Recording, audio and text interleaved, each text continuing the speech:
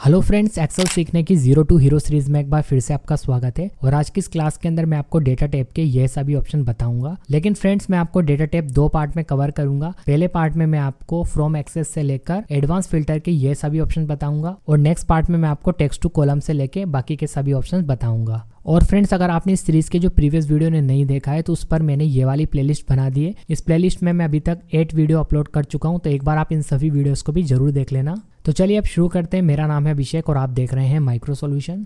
तो यहाँ पर देखिए, डेटा टैब के अंदर जो आपको फर्स्ट ऑप्शन दिखाई दे रहा है वो है फ्रॉम एक्सेस। तो देखिए, यहाँ पर इस ऑप्शन की हेल्प से आप क्या कर सकते हैं, माइक्रोसॉफ्ट का जो MS एक्सेस होता है उसकी फाइल को इसके अंदर इंपोर्ट कर सकते हैं। अब देखिए, यदि आप माइक्रोसॉफ्ट की तरफ से आने वाला MS एक्सेस सॉफ्टवेयर यूज करना नहीं जानते हैं तो उस पर देखिए मैंने ये वाला डिटेल्ड वीडियो बना दिया है। इस वीडियो को देखने के बाद आप MS एक्सेस को चलाना अच्छे से सीख जाएंगे।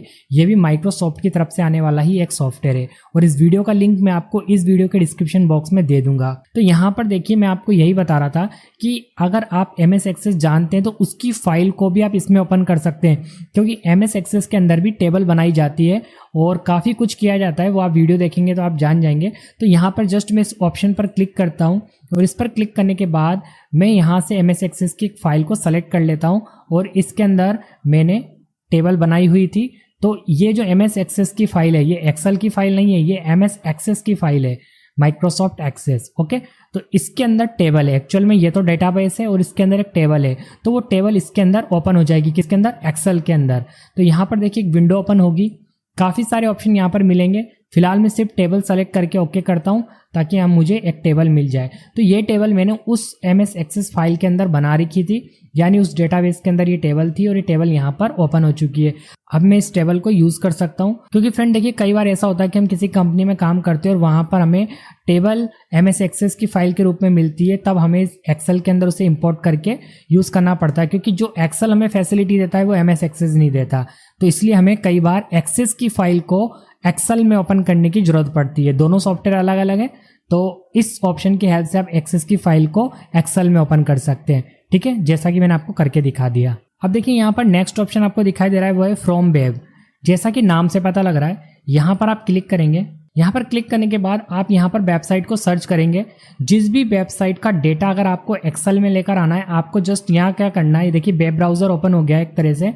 आपको यहाँ पर उस वेबसाइट को सर्च कर लेना है। ठीक है, उसके बाद आपको गो पर क्लिक कर देना है। उसके बाद जब आप गो पर क्लिक करेंगे तो वेबसाइट यहाँ ओपन हो जाएगी। उसके बाद आप इंपोर्ट कर देना। जैसे आप इंपोर्ट पर क्लिक करेंगे तो वेबसाइट का डाटा एक्सेल में आ जाएगा। ठीक है, अगर आप इसको करके देखेंगे तो हो जाएगा, बहुत ईजी है। उसके बाद नेक्स्ट ऑप्शन है फ्रॉम टेक्स्ट। तो यहाँ से आप क्या कर सकते हैं, किसी भी टेक्स्ट फाइल को एक्सेल में ओपन कर सकते हैं, किसी भी टेक्स्ट फाइल को। तो देखिए कैसे करेंगे हम, वो मैं आपको बताता हूँ। तो देखिए, यहाँ पर मैंने नोटपैड के अंदर एक टेक्स्ट फाइल बनाई हुई है और इसके अंदर मैंने कुछ नाम को लिख कर रखा हुआ है। अब मैं इस टेक्स्ट फाइल को एक्सेल के अंदर ओपन करूंगा, यानी उस शीट के अंदर ओपन करूंगा। तो उसके लिए देखिए मैं क्या करूंगा, यहाँ डेटा टैब के अंदर ये जो आपको ऑप्शन दिखाई दे रहा है फ्रॉम टेक्स्ट, इस पर क्लिक करूंगा। इस पर क्लिक करने के बाद मैं क्या करूंगा, यहाँ से उस फाइल को सेलेक्ट कर लूंगा जिसे मुझे इसमें लेकर आना है। तो उस टेक्स्ट फाइल को मैंने यहाँ से सेलेक्ट कर लिया। सेकेंड ऑप्शन सेलेक्ट कर लेना है। ठीक है, उसके बाद नेक्स्ट पर क्लिक कर रहा हूँ, मैं नेक्स्ट पर क्लिक कर रहा हूँ और यहाँ से जर्नली रहने दूंगा और उसके बाद में फिनिश कर दूंगा। ठीक है, और ओके कर दूंगा। तो देखिए, यहाँ पर जो उस टेक्स्ट फाइल में डेटा था वो यहाँ पर एक्सेल में आ चुका है। तो देखिए, इस ऑप्शन की हेल्प से आप क्या कर पा रहे हैं, टेक्स्ट फाइल का डेटा एक्सेल में लेकर आ पा रहे हैं। और इसके बाद देखिए नेक्स्ट ऑप्शन है वो है फ्रॉम अदर सोर्स। जैसे कि नाम से ही पता लग रहा है कि आपको यहाँ पर अदर कई तरह की सॉफ्टवेयर फाइल को एक्सेल में इंपोर्ट करने की फैसिलिटी मिल जाती है। तो अगर आप MySQL की नॉलेज रखते हैं या इसके अलावा अदर किसी भी तरह के डेटा फाइल की नॉलेज रखते हैं तो आप उसको एक्सेल में ओपन कर सकते हैं। लेकिन अगर आप बिगनर्स हैं तो आपको इसकी जरूरत नहीं पड़ेगी। और अगर आप अदर सॉफ्टवेयर की भी नॉलेज रखते हैं तो उसकी फाइल आप इसके अंदर ओपन बड़ी ही आसानी से कर पाएंगे। ठीक है, इसके बाद देखिए नेक्स्ट ऑप्शन यहाँ पर आता है एग्जिस्टिंग कनेक्शन। तो ये देखिए क्या काम आएगा, अभी मैं आपको आगे चल के बताता हूँ। यहाँ जब हम कनेक्शन वगैरह देख लेंगे तब मैं आपको बताऊंगा, अभी देखिएगा थोड़ी देर में बताता हूँ।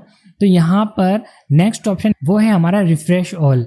अब देखिए ये किस केस में काम आता है, अभी जो हमने टेक्स्ट फाइल को इसके अंदर इंपोर्ट करा था, अब उसमें मान लो हम कुछ एडिटिंग करते हैं या कुछ नए नाम को ऐड करते हैं और उन नए नाम को भी हम इसके अंदर लेकर आना चाहते हैं। तो उसके दो तरीके हैं। पहले तो मैं कुछ नए नाम को ऐड करता हूं। तो लास्ट नाम देख लीजिए आप, मनीष कुमार है और उसके अंदर मैं एक नया नाम ऐड करता हूं।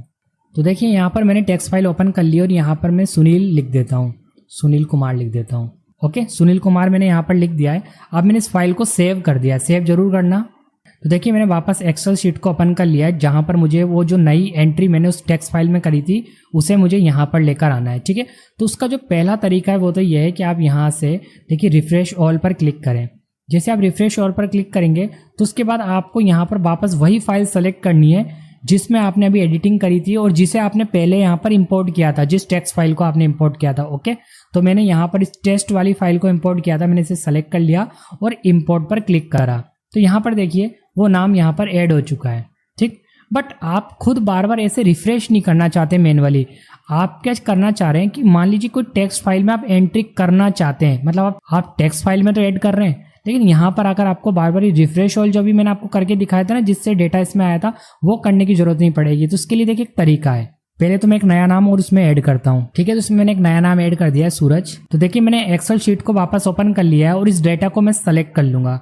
सेलेक्ट करते ही यहाँ पर आप देखिए प्रॉपर्टीज का ऑप्शन जो है वो एक्टिवेट हो गया। ओके, पहले एक्टिवेट नहीं था।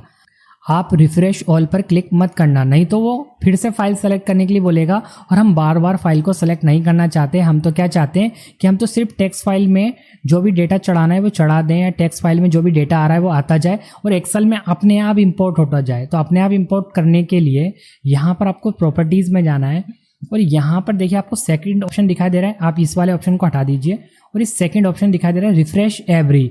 एवरी के बाद देखिए मिनट लिखा है, तो यहाँ पर आप मिनट, जितने मिनट में आप रिफ्रेश करवाना चाहते हैं वो आप यहाँ पर एंटर कर दीजिए। अगर आप हर 1 मिनट बाद इस फाइल को रिफ्रेश करवाना चाहते हैं तो 1 मिनट बाद क्या होगा, ऑटोमेटिक डेटा टेक्स्ट फाइल से यहाँ आ जाएगा। हर 1 मिनट बाद टेक्स्ट फाइल से डेटा यहाँ आता जाएगा। ठीक है, अब मैं देखिए यहाँ पर ओके कर देता हूँ और 1 मिनट बाद डेटा वहाँ पर ऑटोमेटिक आ जाएगा, यानी नेक्स्ट नाम जो मैंने ऐड किया था अभी टेक्स्ट फाइल में वो आ जाएगा। और मैं देखना रिफ्रेश ऑल पर क्लिक नहीं करूंगा और 1 मिनट बाद अपने आप आ जाएगा। ठीक है, ओके कर देता हूँ। तो देखिए 1 मिनट हो गया है और यहाँ पर देखिए ऑटोमेटिक ये एक्सेल शीट रिफ्रेश हो गई है और जो हमने डेटा वहाँ टेक्स्ट फाइल में ऐड किया था वो डेटा ऑटोमेटिक इसमें आ चुका है। तो कुछ इस तरह से आप इन ऑप्शंस का यूज कर सकते हैं। अब यहाँ पर अभी देखिए एग्जिस्टिंग कनेक्शन पर हम क्लिक करते हैं तो अभी हमने किस फाइल के साथ कनेक्शन बनाया हुआ है, देखिए टेस्ट फाइल के साथ कनेक्शन बनाया हुआ है। तो ये आपको बता देगा कि आपने किन किन फाइल्स के साथ कनेक्शन बना रखा है। ठीक है, तो यहाँ पर आपको कनेक्शंस दिख जाते हैं। तो ये ऑप्शन बस इसलिए यूज में लाया जाता है। इसके बाद देखिए फ्रेंड्स नेक्स्ट ऑप्शन है वो है शॉर्ट। शॉर्ट वैसे तो मैं आपको इंसर्ट मेन्यू में बता चुका था। इस ऑप्शन का यूज करके आप किसी भी नाम को या किसी भी टेक्स्ट को असेंडिंग ऑर्डर में जमा सकते हैं या डिसअसेंडिंग ऑर्डर में जमा सकते हैं। कोई भी डेटा हो आपका, चाहे वो नंबर्स हो या कुछ भी, अगर आपको उसे असेंडिंग ऑर्डर में जमाना है या डिसअसेंडिंग ऑर्डर में जमाना है तो आप शॉर्ट को यूज कर सकते हो। वैसे तो मैंने आपको इसे बता दिया था, बट यहाँ पर हम शॉर्ट को थोड़ा सा एडवांस तरीके से यूज करना सीखेंगे।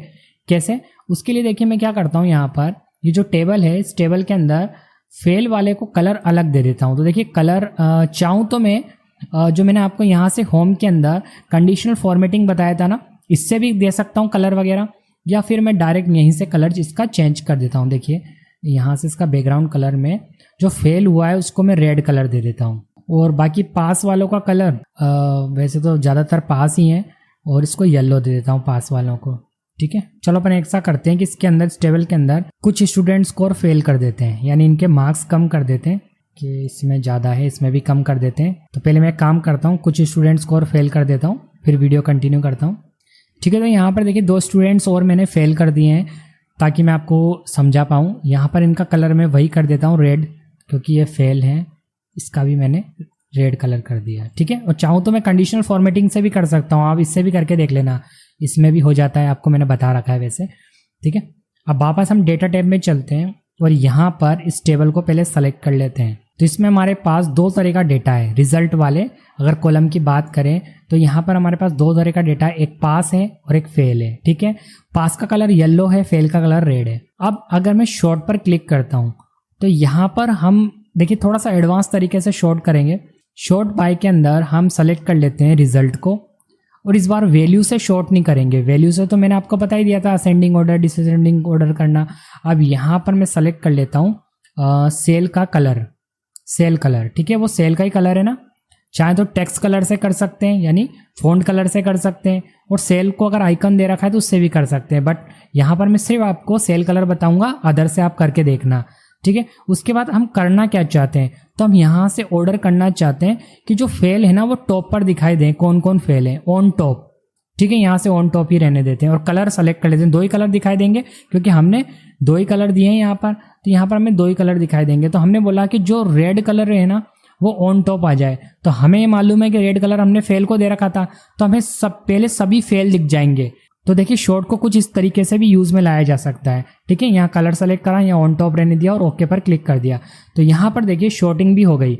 यहाँ पर जो पहले फेल है ना उनका डेटा आ गया है सामने। यहाँ भी देखिए चेंज हो गया सब कुछ, सारे मार्क्स वगैरह चेंज हो गए। तो पहले सभी फेल वाले आ गए, फिर सभी पास वाले। तो इस तरह से आप डेटा को फिल्टर कर सकते हैं, किसकी हेल्प से, शॉर्ट की हेल्प से। तो थोड़ा सा एडवांस तरीके से हमने शॉर्ट को यूज करना सीखा। इसके बाद देखिए नेक्स्ट ऑप्शन है फिल्टर। अब वैसे तो फिल्टर भी मैंने आपको ऑलरेडी इंसर्ट मेन्यू में यूज करना बता दिया था, बट यहाँ पर हम फिल्टर को थोड़ा सा एडवांस तरीके से यूज करना सीखेंगे क्योंकि यहाँ पर फिल्टर एडवांस्ड के साथ है। ठीक है, उसके लिए यही वाली टेबल हम यूज करते हैं। अब देखिए फिल्टर में हम क्या कर सकते हैं, एक तो नॉर्मल फिल्टर तो कर ही सकते हैं। ठीक है, साथ में अगर हमारे पास कोई एक ऐसी टेबल है जिसमें डेटा हमारे पास सभी तरह का डेटा है, जैसे यहाँ पर देख लीजिए फेल वालों का डाटा भी है और पास वालों का डाटा भी है। अब मान लीजिए आप जो फेल हुए हैं स्टूडेंट, उनका डेटा फिल्टर करने के बाद आप दूसरी जगह ले जाना चाहते हैं, मतलब दूसरी शीट में ले जाना चाहते हैं या दूसरी जगह पर ले जाकर प्रिंट करना चाहते हैं, मतलब इस टेबल से बाहर निकालना चाहते हैं फेल वालों को। तो उसके लिए फिर आप एडवांस फिल्टर का यूज कर सकते हैं। लेकिन आप चाहें तो कंडीशन के आधार पर फिल्टर चला सकते हैं। कैसे चला सकते हैं फिल्टर, वही है एडवांस फिल्टर। तो चलिए मैं आपको बताता हूं।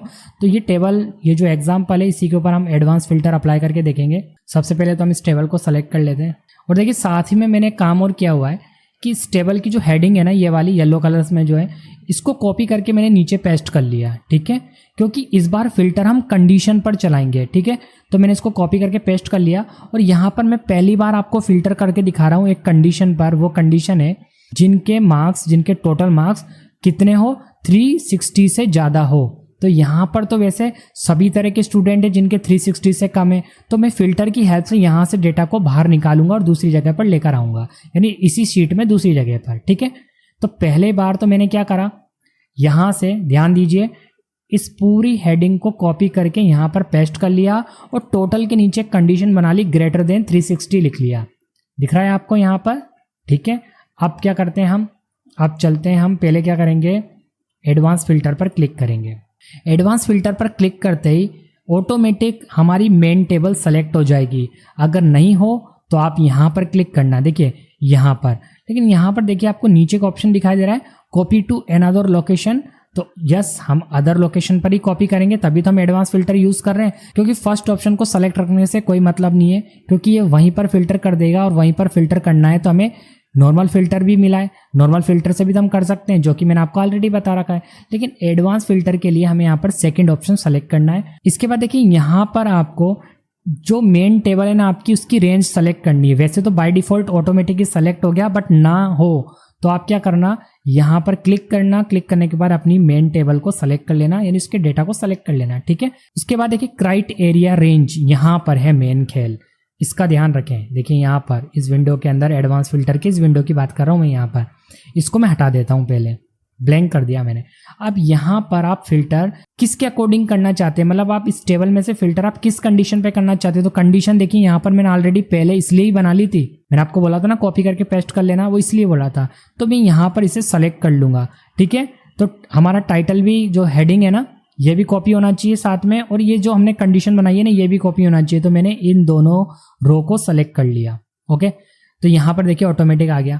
अब नीचे देखिए यहाँ पर का मतलब यह है कि आप कहाँ पेस्ट करना चाहते हैं, डेटा फिल्टर होने के बाद आप कहाँ पेस्ट करना चाहते हैं। तो मैं बिल्कुल इस वाली शीट के लास्ट में ले जाता हूँ, यहाँ पर ले गया और यहाँ पर मैंने क्लिक कर दिया।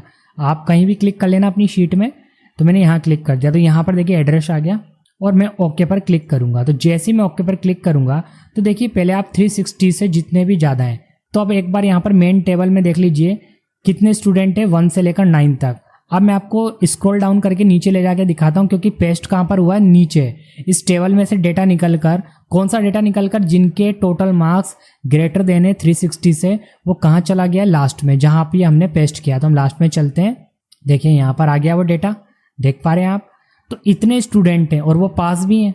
देखिए कितने स्टूडेंट हैं, 1 2 3 4 5, ये 5 स्टूडेंट हैं जिनके मार्क्स 360 से ज़्यादा हैं। ठीक है, तो एक तो मैंने इस तरह से फिल्टर कर लिया। एक बार और मैं आपको दिखाता हूँ एडवांस फिल्टर यूज करके। इस बार देखिए एडवांस फिल्टर को मैं इस तरह से यूज कर रहा हूँ कि जो भी स्टूडेंट पास है ना, केवल उनकी मुझे अलग से लिस्ट बनानी है, उनका अलग से प्रिंट आउट निकालना है। ये तो सभी तरह का है, फेल भी है इसमें। तो उसके लिए इस बार फिर मैं एडवांस फिल्टर में इस तरह से चलाऊंगा। यहाँ पर दिख रहा है आपको, ये मैंने ऑलरेडी बना रखा है रिजल्ट के अंदर पास, क्योंकि आपको क्राइटेरिया देना पड़ेगा, आपको कंडीशन बतानी पड़ेगी कि सर्च किस कंडीशन पे करे वो। तो यहाँ पर हम कहीं भी क्लिक कर लेते हैं, उसके बाद एडवांस फिल्टर पर क्लिक करते हैं, एडवांस इस ऑप्शन पे क्लिक करेंगे। अब यहाँ पर सेकंड ऑप्शन सेलेक्ट करेंगे। उसके बाद देखिए यहाँ पर हम क्लिक कर रहे हैं, तो क्लिक करते ही ऑटोमेटिक मेन टेबल सेलेक्ट हो गई। अगर ना हो तो आप खुद कर लेना। उसके बाद यहाँ पर क्लिक करा, यहाँ पर क्लिक करा, तो ये इसको रिमूव करना पड़ेगा पुराने एड्रेस को, और यहाँ से मैं इस कंडीशन को सेलेक्ट करूंगा। ठीक है, तो मैंने इन दोनों रो को सेलेक्ट कर लिया, रिजल्ट को और पास को। तो यहाँ पर वो ऑटोमेटिक उसका एड्रेस आ गया। उसके बाद नीचे मतलब कहाँ पेस्ट करना चाहते हैं इस शीट के अंदर, तो पहले अपन लास्ट में जाते हैं और यहाँ पर क्लिक कर देते हैं, क्योंकि ये ऊपर वाला एग्जाम्पल तो मार्क्स के आधार पर था, टोटल मार्क्स के आधार पर। तो यहाँ पर हमने क्लिक कर दिया। ठीक है, अब ओके पर क्लिक करते हैं। तो जैसे ओके पर क्लिक करा तो हमें नीचे जाकर देखना पड़ेगा, लास्ट में स्क्रॉल करता हूं मैं, देखिए यहाँ पर। तो यहाँ पर आप इस टेबल के अंदर देखिए केवल पास वाले ही स्टूडेंट दिखाई दे रहे हैं, फेल वाले नहीं आ रहे। अगर फेल वालों को बनाना है, फेल वालों का प्रिंट चाहिए आपको, तो उसके लिए फिर यहाँ आपको फेल के द्वारा ही सर्च करना पड़ेगा। ठीक है, कैसे करना पड़ेगा सिर्फ आइडिया दे रहा हूँ मैं आपको, करके नहीं दिखा रहा, वो तो आपको समझ में आ ही गया होगा। तो यहाँ पास की जगह फेल लिख दो और उसके बाद आप एडवांस फिल्टर को यानी इस एडवांस ऑप्शन में जाके कुछ इसी तरह से कर लेना जैसे मैंने आपको सिखाया। ठीक है फ्रेंड्स, तो इस तरह से आप फिल्टर ऑप्शन का यूज कर सकते हैं। ओके फ्रेंड्स, तो फिलहाल इस वीडियो में इतना ही। अगर आपको वीडियो पसंद आया तो वीडियो को लाइक करना, चैनल को सब्सक्राइब नहीं करा तो चैनल को भी सब्सक्राइब कर लेना। मैं मिलता हूँ आपको नेक्स्ट वीडियो में। Thanks for watching.